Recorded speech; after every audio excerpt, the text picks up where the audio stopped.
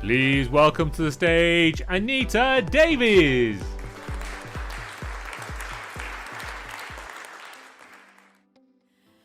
Have you ever had a time in your life where you felt you can't do something?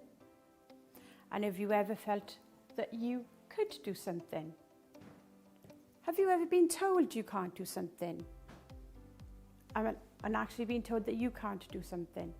Well, I'm Anita Davies, and I inspire and encourage individuals and families to grow and achieve what they want to achieve in their life and to be who they want to be. Let me tell you about a time in my life where I achieved something and I was able to do something for me. Picture this. It's January 1995. You're in a big, massive sports hall. There are hundreds of people around you. They're clapping and they're cheering. The environment is just amazing. It's electrifying. And you're just really excited. I'm standing in first position on the podium and I literally feel on top of the world because the medal goes around my neck and I am a world champion. I am a fighter and I can achieve and do whatever it is that I want to do. Now that fighting spirit that I had on the judo mat not only helped me on that judo mat, but it helped me as I went through my life. Now let me just take you to a time in my life where I had a struggle. In fact, let me just take you to a couple of times in my life where I had a struggle and I needed to use this fighting spirit. Picture this. It's April 1999. I am sitting in a consultant's room on a hard plastic chair. Opposite me, on the other side of the desk, is Dr. Edwards. He's an older gentleman with white hair. He says, Anita, I can confirm and agree with Dr. Davies. It is cerebral dysplasia. We will need to do a brain scan and there will need to be physiotherapy, lots of it. We're not sure at this point in time what the outcome will be for your son, but we will do everything we can to help him. Have you ever had a time in your life where you felt responsible for someone? Well, that day, I knew that I needed to help my son. I knew I needed to have that responsibility to help him achieve what he wanted to achieve in his life, where he felt that he could do what he wanted to do without any limitations, that he could be equal to everyone else around him, regardless of whether they had a disability or not. I didn't want my son to have the struggles that I had in my life or that I have in my life. Let me just take you to another time. It's 2006, July 2006. And I would actually invite you to all close your eyes. Could you all close your eyes for me, please? Now, picture this. You're in a supermarket at the entrance. In front of you, you've got your 8-year-old son in his wheelchair. At the back of the wheelchair, there's a tray with a car seat attached to it, strapped on with cable ties, and your baby, who's only just under a month old. You've got a rucksack on your back, and you've got to get you and them and a shopping trolley around the supermarket. Now, you can open your eyes now, but the reason I asked you to close your eyes is because I am registered as blind, which means I don't see anything out of my right eye and I have very limited vision in my left eye, to the point where I can only see colour and shape. I have no detail at all. So how do you think you would manage in that situation? How would you get around that supermarket? Well, I don't tell you that story so you can feel sorry for me or take pity on me or even think that I'm a victim, because I'm not.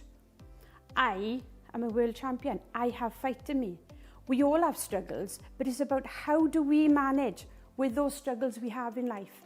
What strategies do we have? How do we problem solve? What solutions do we have? What resources do we have around us? Now, I can do anything that I want to in my life, but sometimes I need some help. And there's nothing wrong with that. Sometimes, things are not so easy to do. There are things that people can take for granted. But we can all do that. We can all be in that position, can't we? Now, I'd like you to just also, at this point, when I'm in the supermarket, there's this other thing that's going on in my life. And, believe it or not, but they say that there are 3 things that are the most stressful things that you can do in your life.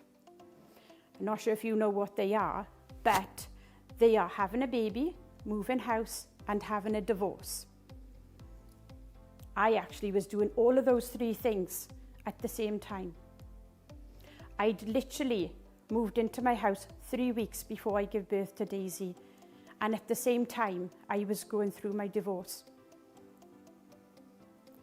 Now, I'm pleased to say that even though that was a really difficult time for me at that point in my life, I decided that something needed to change. Not just for me, but also for my children. I had to get out of that situation that was very stressful and hard at that time in my life. So I went into complementary therapies, and I learned to be a complementary therapist. I did crystal therapy, and if you've seen my bedroom, well, it was full of crystals. My bed was full of crystals, and all sorts of colourful crystals at the top, the bottom, underneath, everywhere. But that helped me change. It helped me grow. It helped me get over what I was going through at that time. And I learned a lot. And in learning through that process, I was finding I was able to help other people. I actually went into a new relationship about 2 years later. And in that new relationship, I also became a community councillor.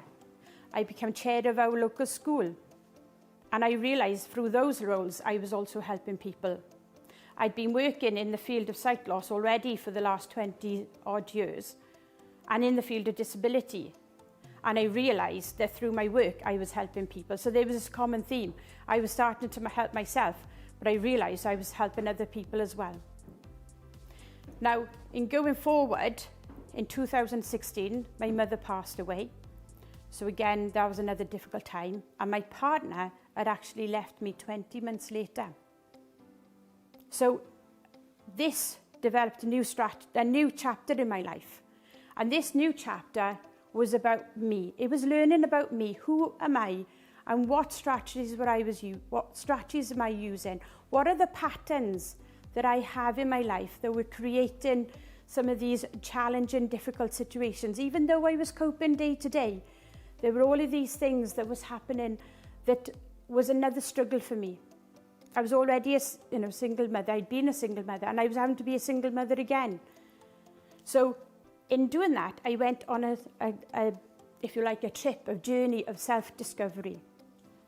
And I learned about me and who I am and the type of person I am and what strategies and solutions and what I wanted from my life. Now, in doing that, I was actually able to help my younger sister. She was struggling with her mental health. She had postnatal depression, and she'd had post-traumatic stress disorder. She also had depression from when she lost her son a number of years before. And her children were struggling as well. So in doing my journey, I was actually helping my sister do her journey.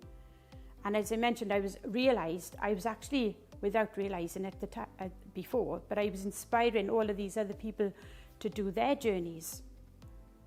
So me and my sister decided that it would be a really good idea to create a formula. We called it the Fabulous Family Formula.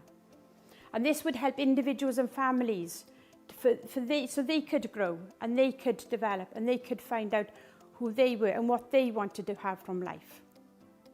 Now, in this Fabulous Family Formula, we have 6 different modules. The first module is around safety and security. So we all want to feel safe, don't we? We want our food in our belly, we want money in our pocket, and we want a roof over our head. Now, safety and security may mean some other things for some people. It may be the safety and security is more around your job or around your friendships. It could be around your home. It could be around lots of different things, really. But it's about finding out what that is for you. And what is your story? What is your story about? I've just told you a little bit about my story. You know, the ups and downs and the goods and the bads and how I achieved and how I succeeded. I mean, another little part of my story is that when my third relationship ended, I actually, just after that, I discovered that I'd been nominated as one of Wales's 100 most inspirational women over 100 years. And I was over the moon because this really awful thing had just happened to me. But then I had this really positive, good thing that happened to me. And that inspired me to want to learn more about myself, because that did show me that I was inspiring other people, that I was doing something good. So we developed this course. And in developing that course, like I said, you needed security. You needed to understand your story. You need strategies. I mentioned those earlier. You need some good strategies, but sometimes we have bad strategies. We don't realise we have those bad strategies until we understand what strategies we have. We needed solutions. We need a solution. We need to know, where do we want to be? Where do we want to go? What is it we want to have in our life? And then we need to be able to have that success of what we want in our life. And we need to have that self-help. We need to be able to look after ourselves as well as looking after other people. We can spend a lot of time looking after other people, which is what I actually did a lot of my life. I looked after a lot of people. And it wasn't until my third relationship ended that I realised I needed to start looking after myself. I needed to understand who I was. So self-help in this section, which I'm just going to talk a little bit more about now, is actually about that inner knowing process. It's finding out, who are you?